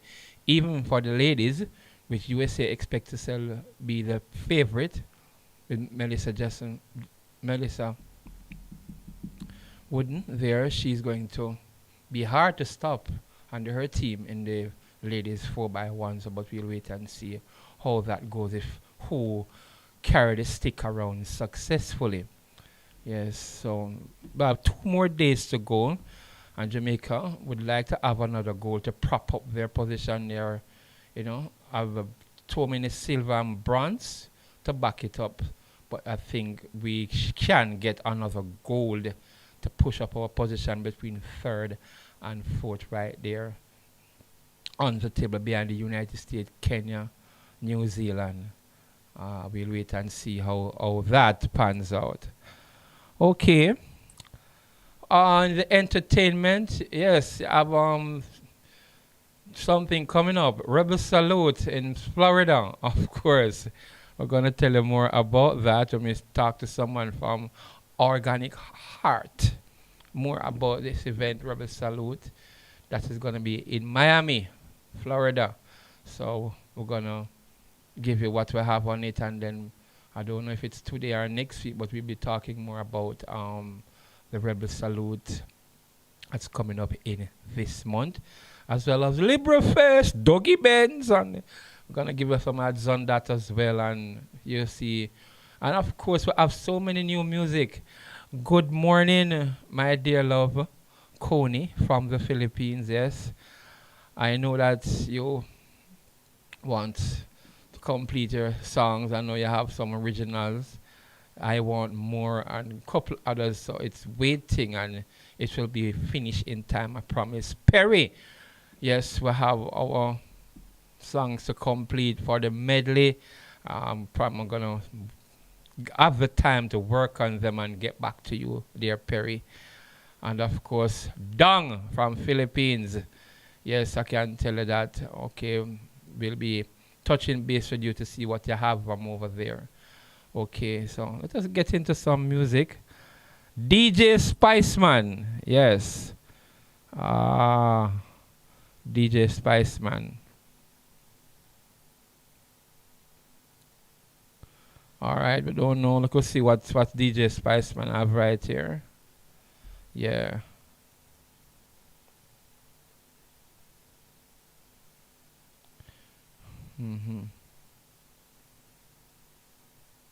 DJ Spiceman.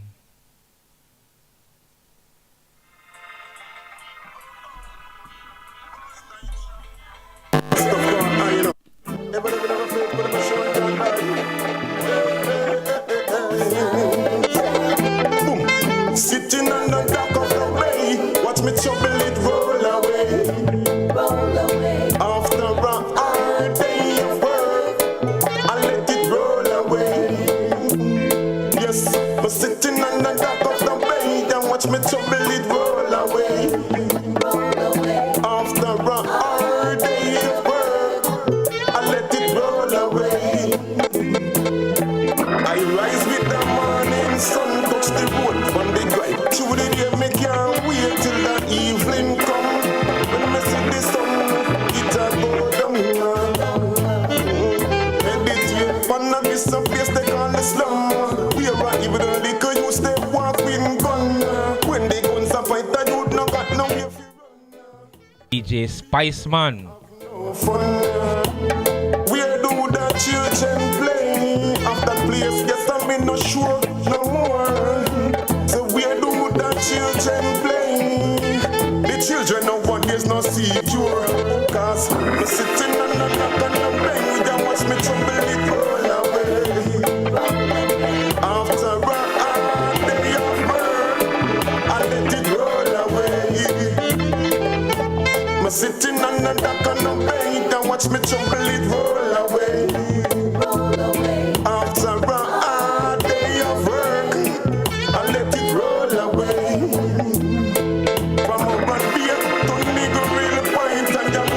Smoke a blunt, smoke a joint, then me meditate. With the most I tell the and then levitate. So we happy she love but we no appreciate. Me make a next track and we chop on a season. Yeah, look, respect to the man. Can you imagine the man run so many championships and never got a medal before and come get the gold medal? Oblique, Civil. Sitting on the dock of a bait and watch me trouble it roll away. After a hard day of work, I let it roll away. Sitting on the dock of a bait and watch me trouble it roll away. After a hard day of work, I let it roll away. I rise with the morning sun, touch the road on the street up on the grind through the day. Me can't wait till the evening come. When me see the sun I go down, I meditate on this place they call the slum. Where are even the liquor use they walk with gun. When they go na fight you no got no way fi done. You no got no place I fi run. Where do the children play of the place we no show no more. Where do the children play? The little children them no see you are. Sitting on the dock of the bench, then watch me jump.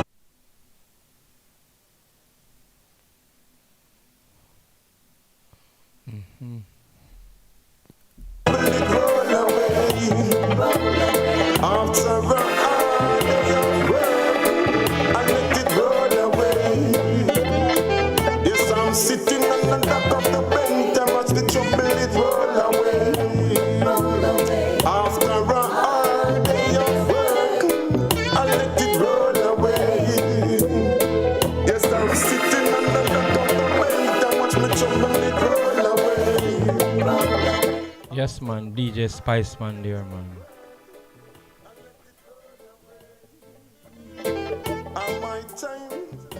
Roll away, DJ Spice Man. Yo, Ayawater. Yes. Not supposed to touch base with you. Have you work on that thing yet? Waiting on it in Ayawater. Waiting on it. Waiting on it, Ayawater.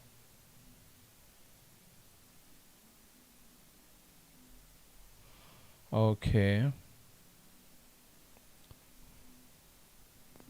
Yo, Doggy Benz, my boss.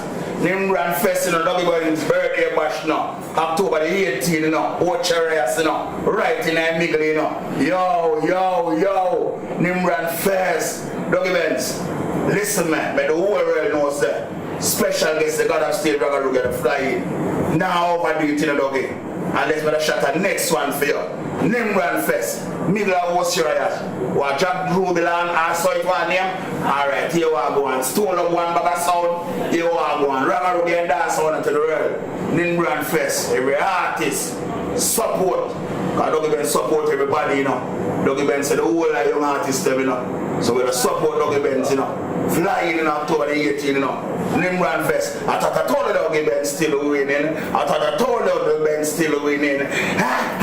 He's still winning. Doggy, there's some love you. Doggy, Nimbrand Fest. Doggy, there's some love you. Catch him down on Nimbrand Fest. Bam, bam, bam, bam, bam, bam. No sugars. Rub up and pump down in. Boom, boom, boom, boom, boom.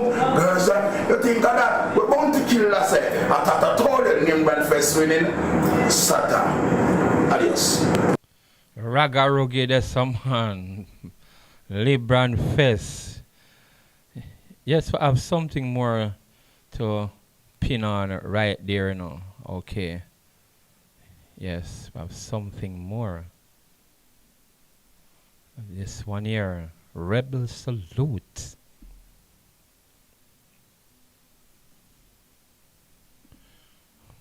We're gonna touch base with Tory and let him tell us more about Rebel Salute that is coming up in this month. The biggest reggae cultural event, Rebel Salute, is finally coming to the United States. Rebel Salute 2025, Sunday, September 28th. With live performances by Tony Rebel,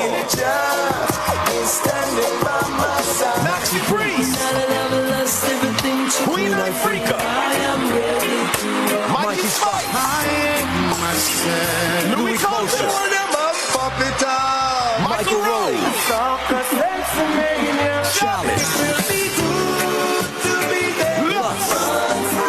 Rebel Clan, and more Florida-based acts. Special dope plate showcase by Dynamic, taking place at the Miramar Regional Park in Miramar, Florida. Doors open 2 p.m. to 10 p.m. Get your tickets now at rebelsaluteusa.com. Yes, man, that one. Rebel Salutes next week, Sunday, Miami, Florida. I want they really I go sell off. And I tell you, I know they really tried them put it off. It was supposed to be April now, but we're going to talk to Tory more about that. Yes. Rebel Salute, the USA edition. All right. Let's pay a tribute to this man here who had just make This time they're away. It's a decent start for Lyles, but not a brilliant one. Thompson's in the driving seat here, but watch Seville on the near side. It's ever so close. Seville from Thompson. It's a Jamaican 1-2. Lyles took the bronze this time. Yes, that one. Lyles took the bronze this time. And yes, man, Oblique Seville. How you feel? Great. That's the only word I can say. Great and thank God. After what? No one life. They come out in the back. Why up? Tell him. Trust in God.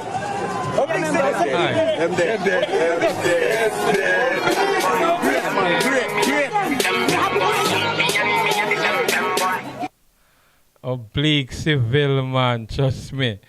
Them dead. Erica Jackson, congratulations with your bronze coming back from injury behind the ever fast Melissa Wooden. Yes, man, congratulations. And we're looking forward to the relay.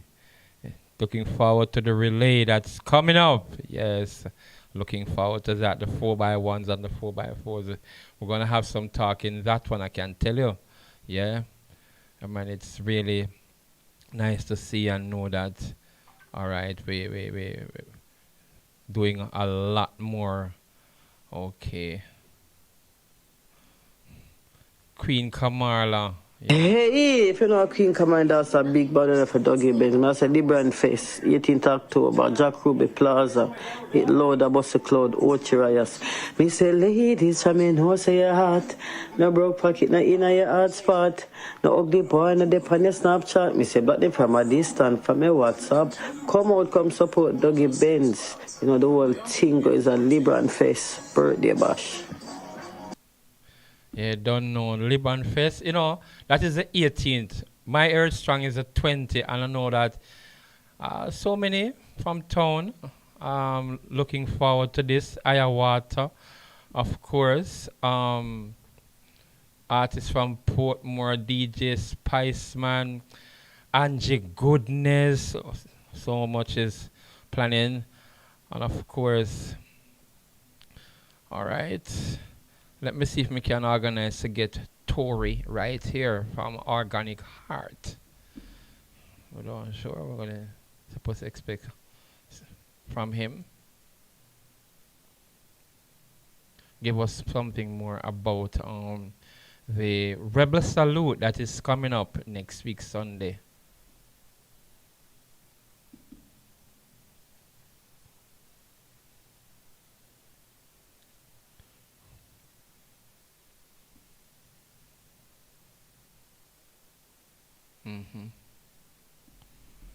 All right, let's just try it this way.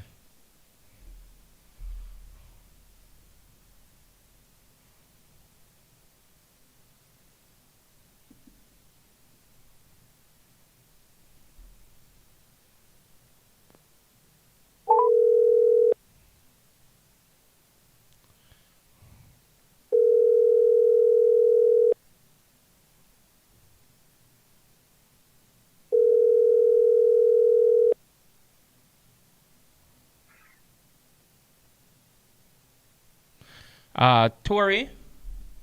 Yeah, hello. Are you available now? Are you busy? This is Kingsley from Rebel Radio. Are you available now? Not at this moment. If I'm available for what exactly? Yes? If I'm available for what exactly? We just want you to give us something on the Rebel Salute leg that's gonna be in Florida. We are pushing it right here on Rebel Radio. Oh, not right now. I'm actually about to go into a meeting very short. All right, we'll have until next week, so we will just bear in mind before the date. We'll talk more about this. Okay. Okay. Okay. Thank you. All right. That is Tori from Organic Heart is not really ready to give us any more information on that right now. Yes. Okay, let us get back to some music before we get on to the first break. Gonna get back to DJ Spiceman. Yeah. When the door is open, you know the word is spoken. Open doors. What me say? I sense a revolution. I can see clear. Pagans, this is your retribution because you treat the people them unfair. I sense the revolution. I can see clear. Pagans, this is your retribution because you treat the people them unfair. Come on with your guns and your woman and your ammunition, your white collar criminal corporation. And with your Wall Street money, said you got it in a hand. And the people can't find food for them. Politician, self-corruption, instigators of starvation. These are the African confrontation. A famine when we see you rip on the land. You can't fool this a generation. No more you can't fool this a generation. You can't fool this a generation. The way them youth are them full of passion. Cause you corrupt.